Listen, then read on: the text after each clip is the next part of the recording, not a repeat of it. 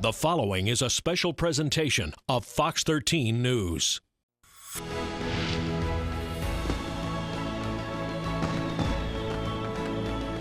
I'm Allie Corey. Welcome to a star-spangled Tampa Bay. To celebrate July 4th, we are bringing you stories of patriotic people mixed with a little red, white, and blue fun. So let's start with a bang. Chances are you have seen a Galaxy fireworks tent in your area. They have become the go-to place for oohs and ahs on the 4th. Well, we get a behind-the-scenes look at what it takes to light up the night.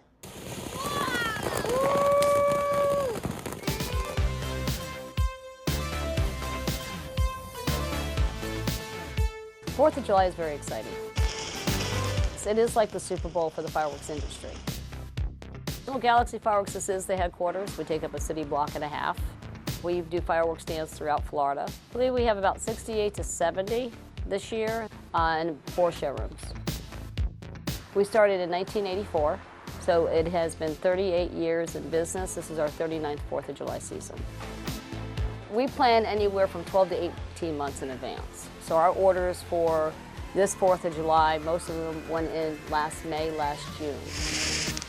So you have twice a year that we get busy, 4th of July and New Year's. 4th of July is the larger season. 4th of July is a celebration of our independence.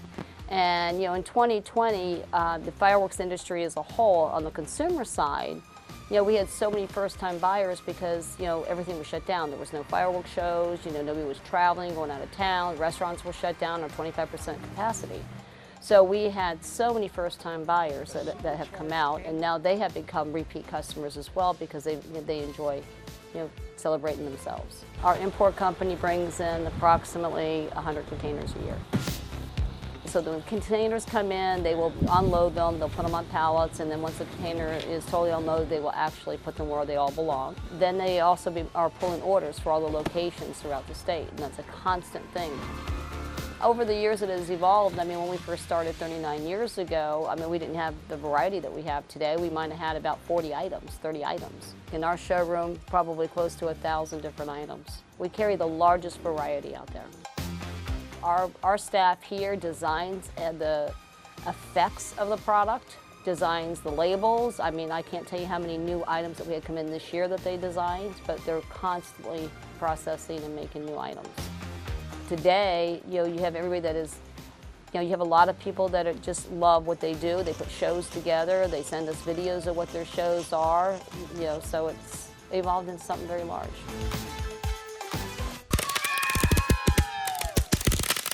Today is the day to wave your red, white, and blue. And for the really big American flags flying around town, there's a good chance they came from this next gentleman. Fox 13's Cynthia Smoot says he goes by one simple name. A lot of people know me by name, and a lot of people just call me the Flag Man, and I live by that. The Flag Man is George Hill. He and his wife have owned their family business, ABC Flag and Pennant, since the 1960s. He's 95 years old. He's an old war vet, and he's interesting to listen to. George fought in World War II. And I served in the Pacific, the 7th Infantry Division until 1946. I ended up on Okinawa. He's been hands-on in installing flags all over Tampa, including for the Bucks. I like to tell the people, do you go to the stadium? Oh, yes. Well, do you see that big flag out there? Oh, yes. Well, look at me and you could say, I know who did that. And he doesn't mind taking risks to do it. I'm not afraid of heights. It doesn't bother me.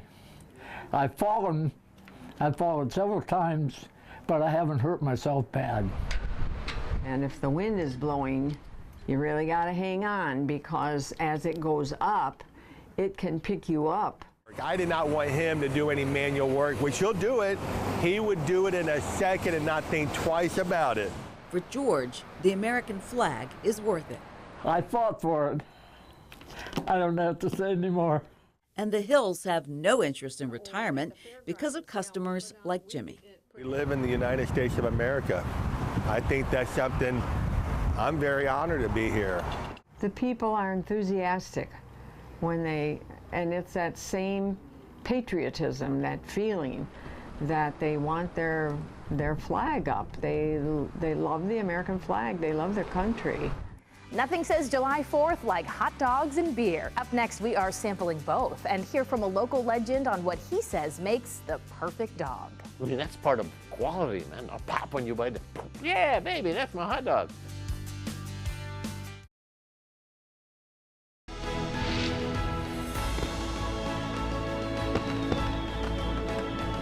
Welcome back. The good folks at Mels Hot Dogs in Tampa have been serving up the iconic American dish for 49 years. Owner Mel Lone is quite the character. He'll fancy up your hot dog any way you like. But there's one thing Mel prefers not putting on your dog. You don't put ketchup on a hot dog after age maybe 8, 9. You know, this causes brain damage, or maybe the damage is there, that's why you're doing it. I'm not really sure. But we'll do it. My name is Mel, and I sell hot dogs. Opened up July 3rd, 1973. This is my 49th year in business, which is pretty cool when you consider I'm only 17 years old. Is it a hot dog joint? Yeah. Is it a restaurant? Yeah. Is it a crazy place to come and sit and have a good time?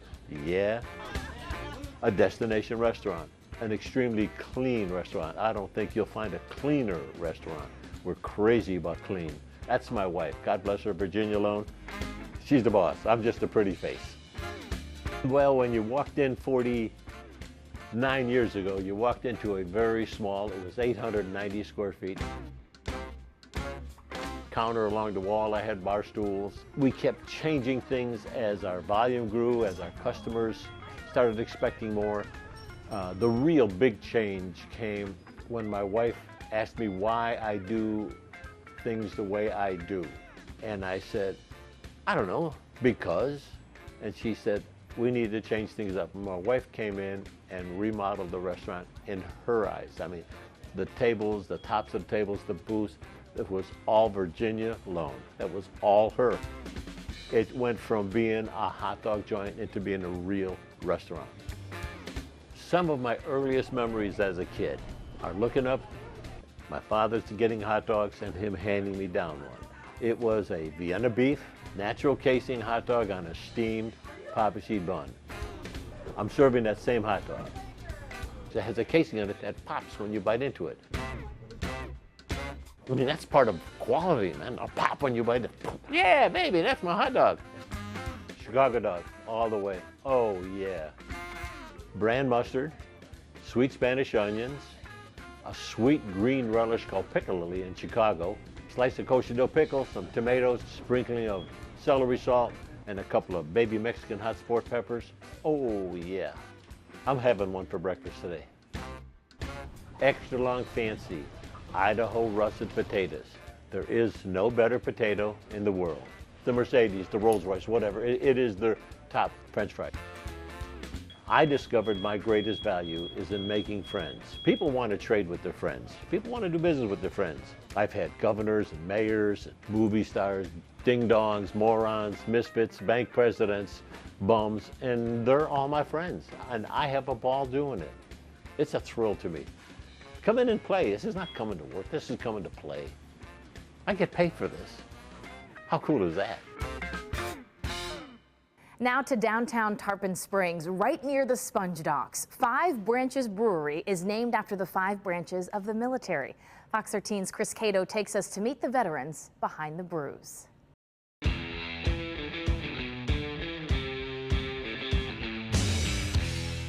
5 Branches has been in this building here on Athens Street for about 3 years now, and there's usually a pretty good sized crowd in here, but they were kind enough to open up early for us so we could meet the veterans behind this operation and sample some of their beer. All right, this is Ramey Simpson here. Ramey, how are you doing? Thanks for having us in. Yeah, thanks for coming. Yeah, you had me at beer. Tell us what you've got lined up here. All right, so we put up 4 samples for you. First one is our Vampire Wombat Australian Pale Ale. Vampire Wombat, yep. okay. Standing in a Hammock, which is a pink guava pineapple milkshake IPA. Our Giggle Shark, which is our standard IPA, our main distribution one. And then at the end here is our Dog and Wrench Russian Imperial Stout. Won silver medal at GABF in 2020, and it won silver medal of Best Florida Beer this year. So you're in the Air Force, or you were. You retired 2 years ago. Yep, I did 25 years Air Force. Well, thank you for your service.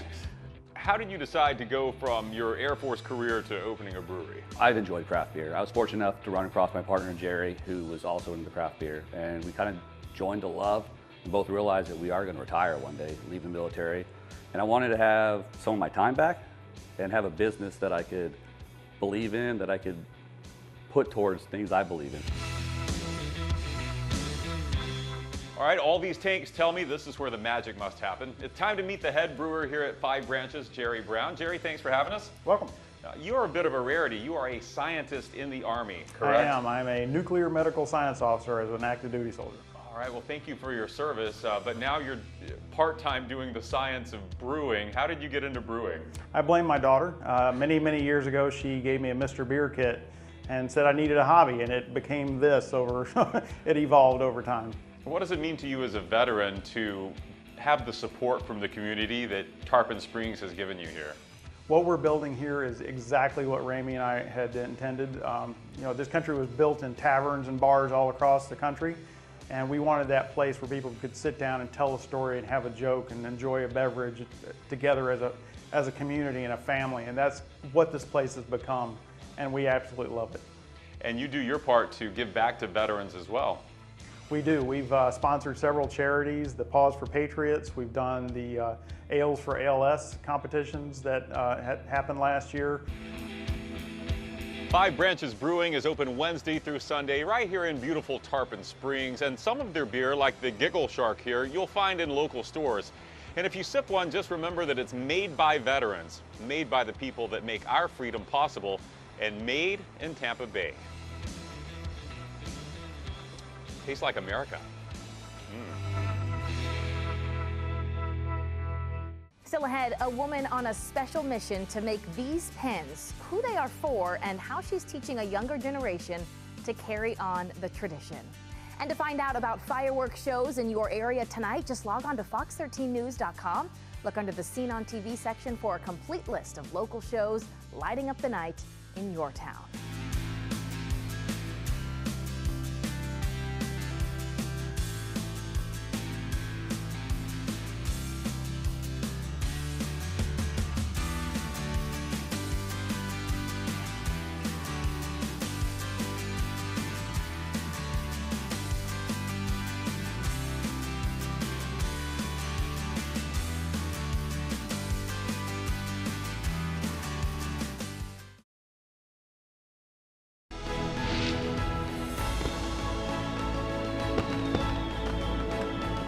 Welcome back. Now for a woman with a patriotic passion. She hand makes something very special for Gold Star families. And even better, she's teaching children to carry on her tradition. Fox 13's Evan Axelbank has her story. For Mary and Gracia, you fold the bottom of the flag up to the bottom of the third red line down from the bottom. Precision is the only way. Fold it from left to right, triangle corner up, over, never going over the side. Flag is always neat. To say, I love you. I'm an American.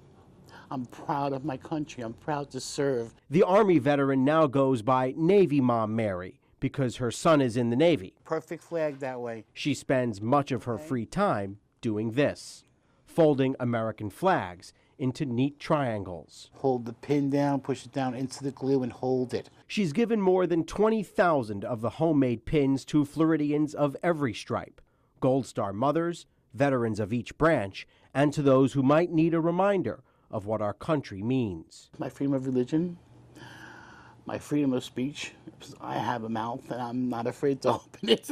She is especially focused on helping children learn to make the pins. She goes school by school and club by club in Central Florida, giving presentations to kids who she worries are losing sight of the sacrifices that have been made to keep America going. I teach them to fold it.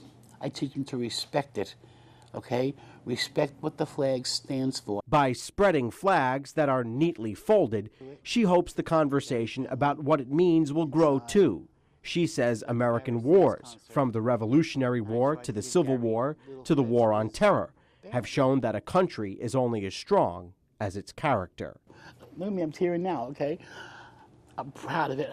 I'm proud to teach the children what that flag stands for. There's a reason the pins have been and always will be free. America offers things that can't be bought. Fort DeSoto is known for its huge flag that greets visitors right there at the entrance. But there's another flag flying high with a subtle difference and a lot of history behind it.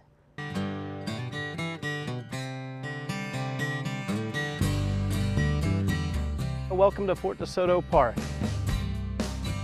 Out here at the park we have a pretty unique flag, but it's probably not the one that you're thinking of. Most visitors see our giant flag we have there at the park entrance, but the one we're referencing today is our 45-star flag here at the fort. The 45-star flag is not when Florida became a state. Florida would have come into the Union in 1845, would have been part of the 27-star flag. So one of those stars is for Florida, but this is actually when the fort at Fort DeSoto was built, which was between 1898 and 1902. The 45-star flag is the flag that was flying at that time. The 46th star came in 1908 as Oklahoma became a state. It's been a long time since they've added additional stars, but when they do, the last would have been 1959 with Alaska and Hawaii, it is always done on a July 4th. That's when the official changeover is made from a 45-star flag when they bumped it up to a 46-star flag. So here at the base of our 45-star flag, we do have a plaque that was memorialized May 11th, 1963 is when Fort DeSoto Park was dedicated in memory of the great American patriots that served within the Spanish-American War. This flag would have been raised daily by the Army garrisons that supported this area. They were a sister fort to Egmont Key. Both the forts worked together to protect the mouth of Tampa Bay. A lot of our park visitors that come to Fort DeSoto love our beautiful white sandy beaches, and that's a great thing, but a lot of them miss the entire fort, and those that make it to the fort don't always see this flag that they take the time to see that there's only 45 stars on it, which really is a neat piece of history to preserve here in Pinellas County.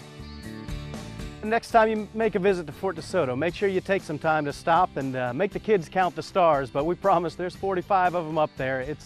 It's well worth it to kind of dig in, tons of information, ask a park ranger. We have a historian out here on the weekends that's happy to talk to you and really understand the historical significance of what we have flying here at Fort DeSoto Park.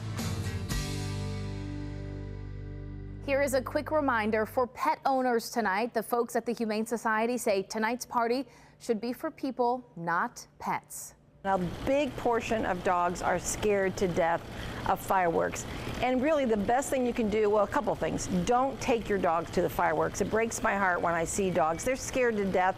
And if they weren't afraid, once they're actually out there and they see the bright lights and then the booms, it scares them. So don't even get them started with going to the fireworks with you. And the biggest thing you can do is just keep them at home, preferably in a room like a bedroom, and then crank up the music or crank up your TV so that deadens the sound. If you do that for most dogs, they'll be able to get through it. And she says the same thing goes for indoor cats. Some good advice there. All right, up next, a very special July 4th tribute courtesy of our own Mark Wilson. I can promise you're not going to want to miss what's next.